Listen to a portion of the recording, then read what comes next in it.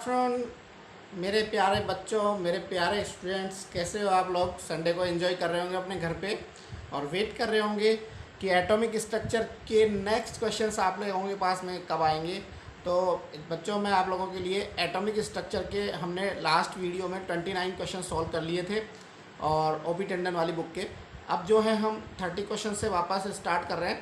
तो 29 अपना हो गया था। 30 वाला क्वेश्चन आप लोगों की स्क्रीन पे दिख रहा है आपको। 30 क्वेश्चन नंबर 30।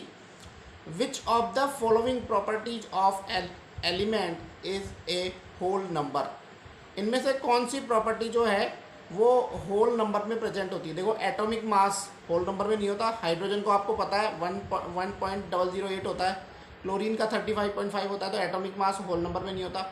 एटॉमिक रेडियस भी कभी होल नंबर में नहीं होती, एटॉमिक वॉल्यूम भी होल नंबर में नहीं होता। लेकिन एटॉमिक नंबर जो होता है हमारा वो हमेशा होल नंबर में होता है। 1 2 3 4 5 को होल नंबर बोलते हैं। तो पहले का आंसर जो आपका हो जाएगा वो ऑप्शन नंबर 1 हो जाएगा। नेक्स्ट क्वेश्चन जो है वो देखिए, मैंने आप लोगों को increasing order lowest first and the value of E/m और for electron, proton, neutron and alpha particles. तो आप लोगों को इंक्रीजिंग ऑर्डर में लिखना है, मतलब पहले छोटी वैल्यू और फिर बाद में बड़ी वैल्यू को लिखना है। तो आप लोगों को इलेक्ट्रॉन और प्रोटॉन की E/m की वैल्यू तो मैंने नोटबुक में लिखवा रखी है आप लोगों को, लेकिन अल्फा और न्यूट्रॉन की मैंने नहीं लिखवा रखी। देखो, न्यूट्रॉन में तो E/m होने का सवाल ही नहीं है, क्योंकि चार्ज बिल्कुल क्या होता है, जीरो होता है। चार्ज एकदम बिल्कुल जीरो होता है और चार्ज एकदम जीरो होने की वजह से न्यूट्रॉन का जो है E/m बिल्कुल जीरो होगा। और सबसे ज़्यादा इलेक्ट्रॉन का होता है, फिर प्रोटॉन का होता है, फिर अल्फा पार्टिकल का होता है और फिर सबसे कम न्यूट्रॉन का होता है। तो हमें इंक्रीजिंग ऑर्डर में उनको मेंशन करना था। तो देखो, इसका आंसर जो होगा वो डी वाला ऑप्शन इसका राइट आंसर हो जाएगा। अगले क्वेश्चन की ओर हम चलते हैं। अगला क्वेश्चन जो है वो है the mass of neutron, the order of neutron का मास कितना होता है? 10 की पावर -20 से kg। ये आपको थोड़ा ध्यान रखना पड़ेगा थोड़ा सा। ये क्वेश्चन जो है वो, तो ए ऑप्शन इसका सही होगा। नेक्स्ट क्वेश्चन की ओर हम मूव करते हैं। अगला क्वेश्चन जो है आपकी स्क्रीन पे दिख रहा है आप लोगों को। ये सभी क्वेश्चन जो मैं आप लोगों से करा रहा हूँ वो कॉम्पिटिटिव एग्जाम में आ चुके हैं, किसी ना किसी मेडिकल एग्जाम के क्वेश्चन हैं। तो an atom of 19K39 contains, नीचे जो लिखा होता है वो एटॉमिक नंबर होता है और ऊपर जो लिखा होता है वो एटॉमिक मास होता है। और एटॉमिक नंबर जो होता है उतना ही प्रोटॉन नंबर और इलेक्ट्रॉन नंबर उतने होते हैं। तो इसमें 19 तो इलेक्ट्रॉन है और 19 ही इसके अंदर प्रोटॉन है। और न्यूट्रॉन कैसे निकालते हैं अपन? न्यूट्रॉन हम निकालते हैं कि जो टोटल हमारा एटॉमिक मास है उसमें से प्रोटॉन नंबर घटाने पर हमारे पास में न्यूट्रॉन नंबर आ जाता है। तो इसके अंदर 19 प्रोटॉन है और 19 इलेक्ट्रॉन है और 20 न्यूट्रॉन है इसके अंदर। तो ऑप्शन ए जो है इसका बिल्कुल सही हो जाएगा। तो ए ऑप्शन इसका राइट आंसर होगा मेरे बच्चों। अगले क्वेश्चन की ओर मूव कर रहे हैं अपन।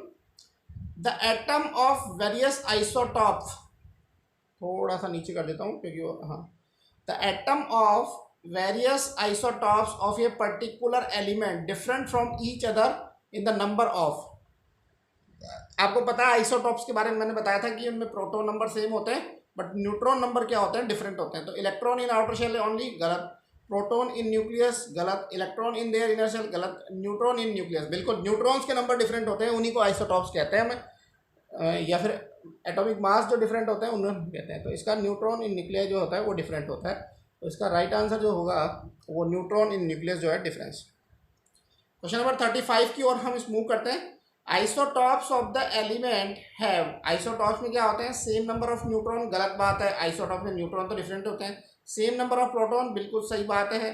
Same number of atomic mass, बिल्कुल गलत बात है। डिफरेंट केमिकल प्रॉपर्टीज, तो इसके अंदर ऑप्शन बी जो है सही होगा।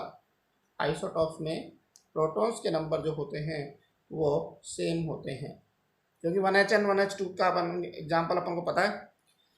अगला क्वेश्चन आपको स्क्रीन पे दिख रहा है। In isotope of 8O18 the number of neutron would be. इसके अंदर न्यूट्रॉन्स के नंबर कैलकुलेट कर रहा है तो अपन को पता है एटॉमिक मास में से प्रोटॉन नंबर निकाल देते हैं तो न्यूट्रॉन आ जाता है। 18 में से 8 गए तो कितने बचे? 10। तो इसका आंसर जो हो जाएगा वो हमारे पास में सी जो है इसका राइट आंसर हो जाएगा। अगला क्वेश्चन है atomic mass of element is not whole number because it contain electron proton neutron, कोई इसमें इट कंटेन आइसोटॉप्स। तो बी वाला ऑप्शन इसका होगा कि आइसोटॉप्स की वजह से इनके एटॉमिक मास जो है कभी, एक मिनट, सॉरी,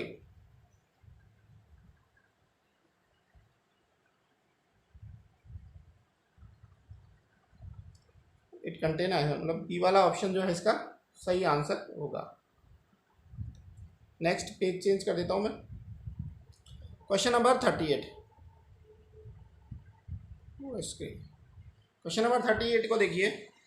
न्यूक्लियॉन्स क्या होता है? प्रोटॉन और न्यूट्रॉन को कंबाइंड रूप से न्यूक्लियॉन्स कहते हैं। तो प्रोटॉन एंड न्यूट्रॉन जो है, ऑप्शन ए जो है इसका राइट आंसर होगा ए, कि प्रोटॉन्स और न्यूट्रॉन्स को कंबाइंडली हम क्या कहते हैं? न्यूक्लियॉन्स कहते हैं। अगले क्वेश्चन की तरफ चलते हैं। Isotopes of an element have different chemical and physical properties, similar chemical and physical properties, similar chemical but different physical property, similar physical and different chemical property। तो इसका ऑप्शन हो जाएगा similar chemical but different physical property, जो है इसका answer हो जाएगा option number सी।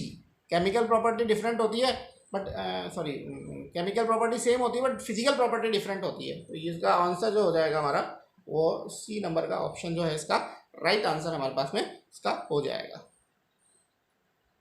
उसके बाद में आगे चलते हैं हम लोग। आइसोटॉप्स आर आइडेंटिफाई, तो positive rays analysis, Aston mass spectrograph, Dempster mass spectrograph, all of these. तो सभी जो होते हैं ये आइसोटॉप्स मालूम करने के काम आते हैं। तो डी ऑप्शन इसका राइट आंसर हो जाएगा। Mass spectrograph help in the detection of the isotope because they have different atomic mass. Option A बिल्कुल सही हो जाएगा इसका। थोड़े कुछ क्वेश्चन ऐसे हैं जो आपको थोड़े ध्यान रखने हैं। Hydrogen and deuterium are differ of their boiling point, क्योंकि आइसोटॉप्स में जो होती है फिजिकल प्रॉपर्टीज क्या होती है? डिफरेंट होती है। तो सी ऑप्शन इसका हो जाएगा, C is the right answer. अगला क्वेश्चन है which of the following statement is incorrect?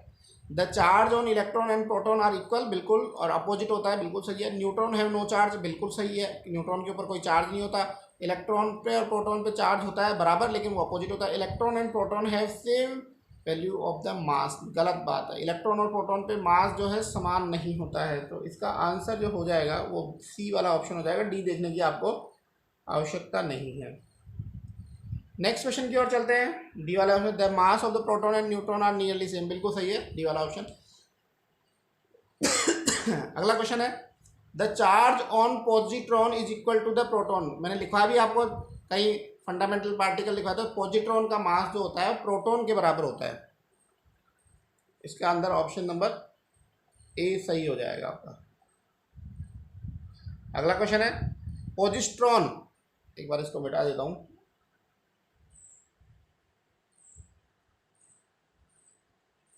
Positron has nearly same mass of electron. Positron का जो इलेक्ट्रॉन मास होता है वो किसके बराबर होता है? पॉजिट्रॉन के लगभग बराबर होता है।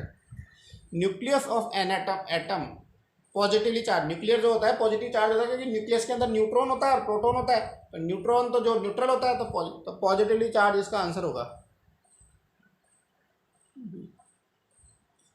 Next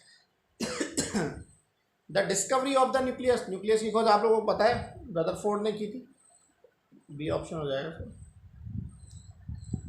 isobars are the atom, isobar वो होते हैं जिनके एटॉमिक नंबर तो सेम होता है लेकिन एटॉमिक मास डिफरेंट होता है। तो same element having same atomic number, गलत। Same element having same atomic mass, गलत। Different element having same atomic mass, C option इसका राइट हो जाएगा हमारा, C is the right answer. Next question which of the following pairs are the isobars. Isobar जिनमें atomic mass किसके same दिख रहे हैं? देखो पहले में सेम नहीं है, दूसरे में सेम नहीं है, तीसरे में सेम है। तो सी वाला जो ऑप्शन है इसका, एक मिनट ये चेंज करना पड़ेगा, थोड़ा सा आपको टाइम लगेगा।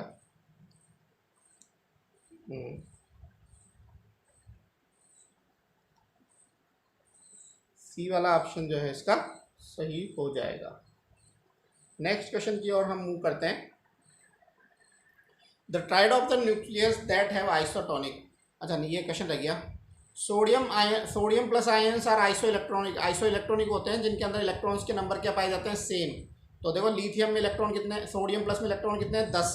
तो लिथियम प्लस में कितने इलेक्ट्रॉन है, 2। मैग्नीशियम प्लस 2 में कितने इलेक्ट्रॉन है, मैग्नीशियम प्लस में 10 इलेक्ट्रॉन है। कैल्शियम प्लस 2 में 18। तो इसमें बी ऑप्शन इसका सही हो जाएगा कि मैग्नीशियम प्लस 2 जो है वो सोडियम प्लस के साथ में क्या है, आइसो इलेक्ट्रॉनिक है। अगले क्वेश्चन की ओर चलते हैं। The triads of the nucleus that is isotonic. Isotonic वो होते हैं जिनमें न्यूट्रॉन्स के नंबर क्या होते हैं, सेम होते हैं। तो देखो सी वाले ऑप्शन, डी वाले ऑप्शन में देखो 14 में से 6 गए तो 8, 15 में 7 गए तो 8, 17। तो डी वाला जो तीनों न्यूक्लियस, तीनों एटम दिए हुए वो क्या है, आपस में ये आपस में कैसे आइसोटोनिक हैं।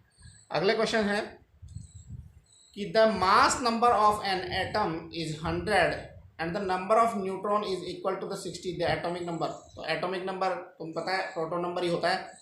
तो हमको यदि मान लो एटॉमिक मास दिया है, न्यूट्रॉन नंबर दिया है, तो अपन आराम से प्रोटॉन नंबर निकाल सकते हैं। प्रोटॉन नंबर ही एटॉमिक नंबर के बराबर होता है। तो 100 में से 60 गए तो कितने बचे, 40। और 40 प्रोटॉन है, 40 इसमें कितना है, इसका एटॉमिक नंबर भी कितना होगा, 40 होगा। नेक्स्ट क्वेश्चन है sodium atom and sodium ions. Sodium atom और sodium ion they are chemically similar, both react with water, have same number of electron and have same number of proton. इनके अंदर same है, electron भी different होते हैं, बाकी सब reason में है, लेकिन इनमें क्या होता है, डी वाला ऑप्शन इसका सही होगा। क्योंकि सोडियम में और सोडियम प्लस में एक इलेक्ट्रॉन निकल जाने की वजह से सोडियम प्लस बनता है।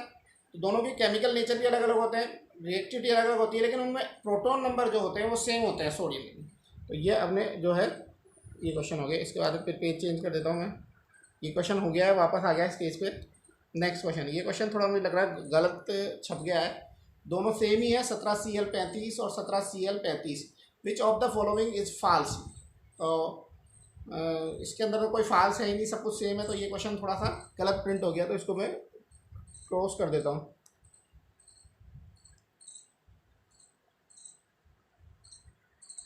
Which of the following iso electronic with neon. Neon में देखो 10 इलेक्ट्रॉन होते हैं, तो O2 माइनस में दो कितने इलेक्ट्रॉन है, 10। क्योंकि ऑक्सीजन पे 8 और 2 माइनस के 4 लग गए, तो इसके बाद टोटल इलेक्ट्रॉन कितने हो गए, 10। तो ए ऑप्शन जो है, एक मिनट,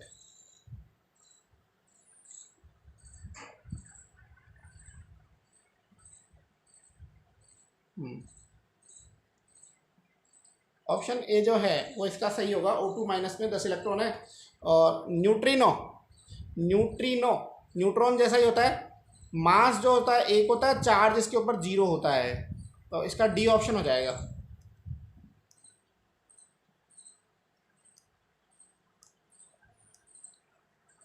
नेक्स्ट है positronium ion is the name given atom like combination form. तो पोजिट्रॉनियम आयन इलेक्ट्रॉन के और पोजिट्रॉन के कंबाइन से बना हुआ है। तो डी ऑप्शन इसका सही आंसर हो जाएगा। D is the right answer. Next question है आइसोटोन 3276। देखो 44 न्यूट्रॉन होने चाहिए किसके अंदर, तो डी ऑप्शन में भी 44 ही हो रहे हैं। तो इसका ऑप्शन डी इसका राइट आंसर हो जाएगा।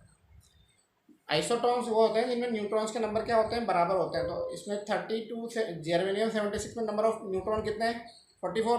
क्योंकि कैसे निकाला, 76 में से 32 घटा दिया। अब इनमें से कोई ऐसी स्पीसीज देखनी है जिसके अंदर 34 न्यूट्रॉन हो, तो वो हम कैलकुलेट कर सकते हैं कैसे कहते हैं। और ये अगला क्वेश्चन है कि the which of the following does not characteristic जो एक्सरे। तो रेडिएशन कैन बी आयोनाइज्ड, बिल्कुल। कॉज जिंक सल्फाइड इन्फ्लोरेसेंस, बिल्कुल। Defected by electric and magnetic field, तो ये गलत है।